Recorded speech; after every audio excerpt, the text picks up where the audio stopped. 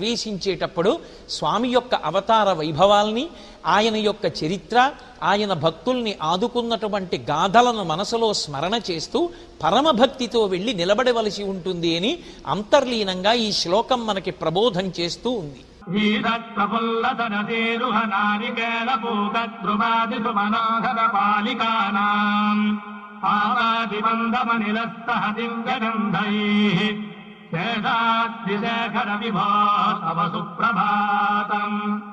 ప్రకృతిలో తెల్లవారుజాము అయ్యేటప్పటికీ ఒకరు చెప్పారా చెప్పలేదా అని లేకుండా తమంత తాముగా వికసనాన్ని పొందేటటువంటి లక్షణమున్నవి పుష్పాలు.